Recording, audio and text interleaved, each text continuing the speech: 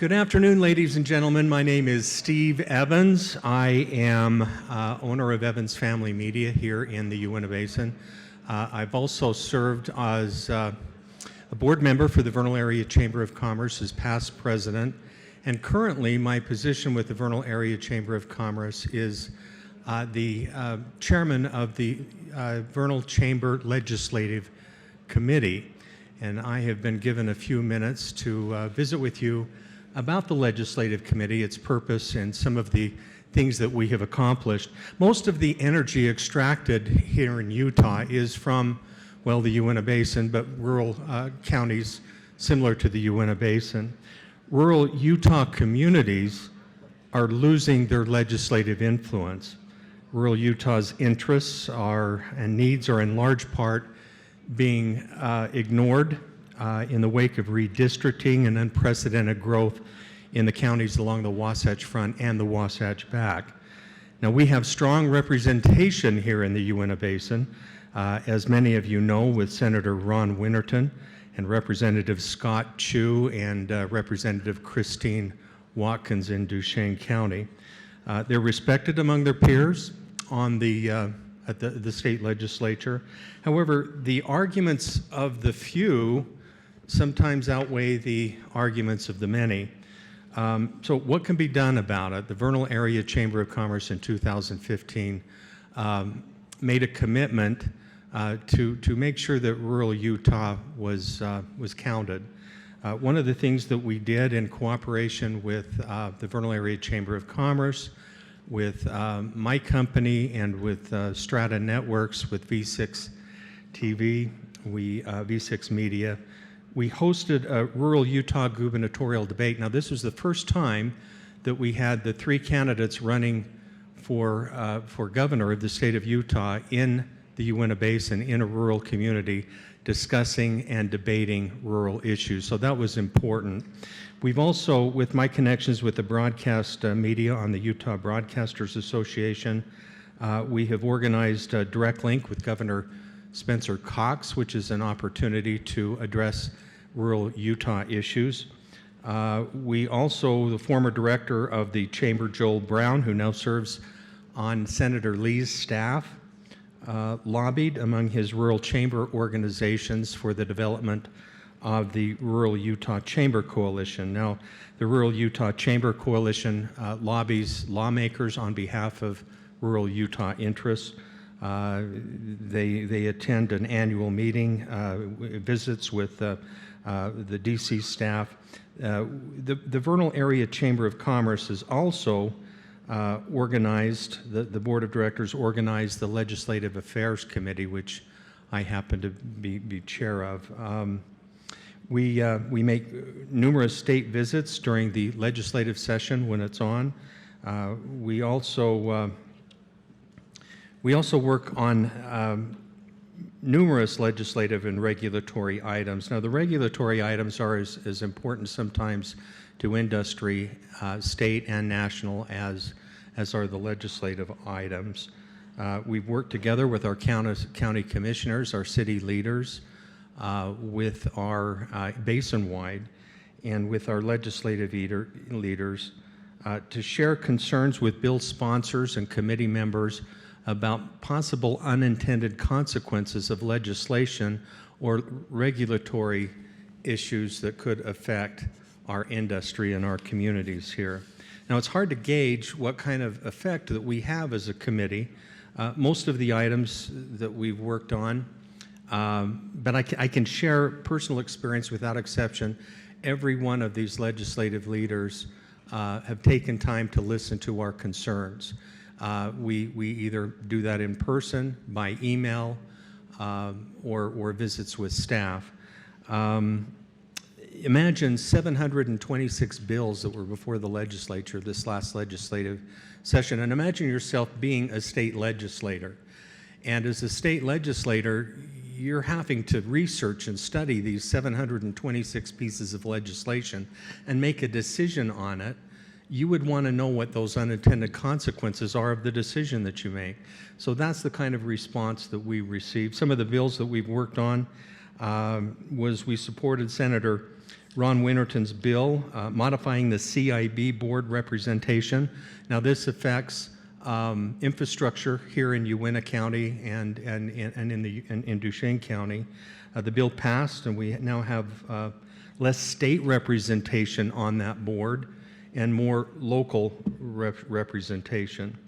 Senate Bill 176, the Mineral Lease Funds Amendments, which again was a piece of legislation that was sponsored by Senator Winterton, and it clarifies how mineral lease funds are to be allocated.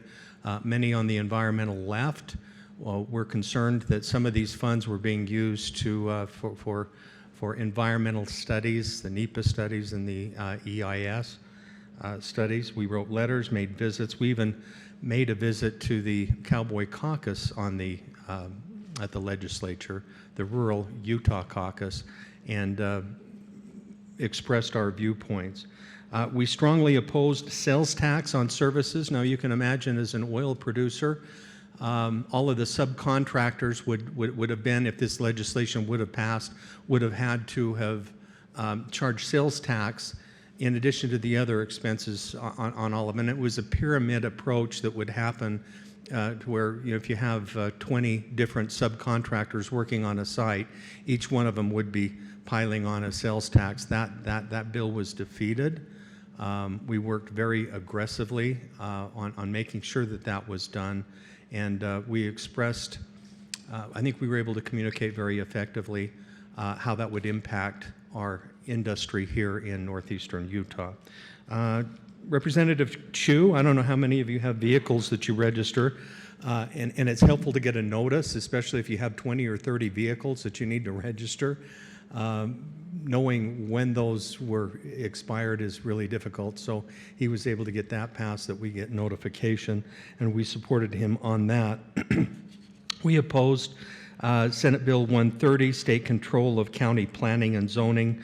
We opposed that. We wanted the control to remain here in rural Utah among counties.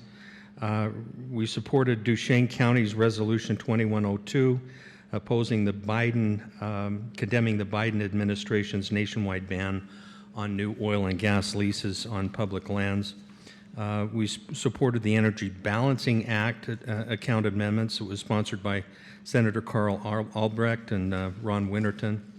And this last legislative session, we stood in opposition with support of 4 bills addressing ESG legislation, and we feel that's a really frightening effort that's being made. We've also worked to support Senator Van Tassel's sponsorship of a bill funding air quality research through the Bingham Research. Dr. Seth Lyman has been instrumental in making sure we get accurate data out there, environmental data on ozone levels, and we supported that passage of that funding bill.